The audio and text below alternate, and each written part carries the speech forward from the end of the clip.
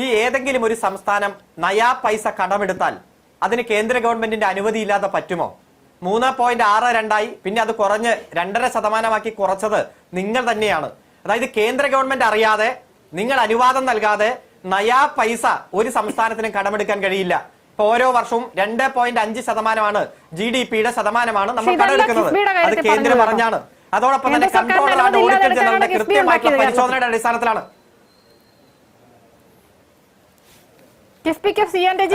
ഞാൻ പറയുമ്പോൾ മറുപടിയെങ്കിലും പറയണല്ലോ, അലീഫിനെ വിളിക്കരുത് ചർച്ചയ്ക്ക്. പറഞ്ഞു പൂർത്തിയാക്കൂ ശ്രീ അരുൺകുമാർ. എന്നാ പിന്നെ നിങ്ങൾ തമ്മിൽ പറഞ്ഞോ. BJP പ്രതിനിധി 2 തവണയും നുണ തന്നെ ആവർത്തിച്ചു. താങ്കൾക്കറിയോ ഈ രാജ്യത്തിന്റെ കടം എത്രയാ ശതമാനം? ഈ രാജ്യത്തിന്റെ GDP-യുടെ കടം എത്രയാണ് ശതമാനം എന്നറിയോ? 60%. കേരളത്തിന്റെ എത്രയാണെന്നറിയോ? കേരളത്തിന്റെ GSDP-യുടെ 33% ഉള്ളൂ. നിങ്ങൾ 60%. അപ്പൊ നിങ്ങൾ പറയും അമേരിക്കയുടെ 122%, ഫ്രാൻസിന്റെ 105%. അതുകൊണ്ട് രാജ്യത്തിന് 60% ആകാമെന്ന് പറയും. അതായത് നിങ്ങളുടെ പകുതിയുള്ളൂ, രാജ്യത്തിന്റെ കടത്തിന്റെ ശതമാനത്തിന്റെ പകുതിയുള്ളൂ. അപ്പൊ നിങ്ങൾ പറയും ജനസംഖ്യയുടെ ശതമാനം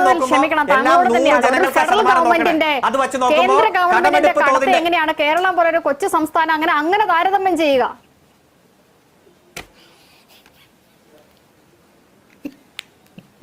മാഡം, ശതമാനം എന്ന് പറഞ്ഞാൽ അത് കേന്ദ്രമായാലും സംസ്ഥാനമായാലും ജനസംഖ്യ വെച്ച് ശതമാനമാണ്, അല്ലാതെ കടത്തിന്റെ അളവ് നോക്കിയിട്ടല്ല, ലക്ഷമോ കോടിയോ കണക്ക് വെച്ചിട്ടല്ല.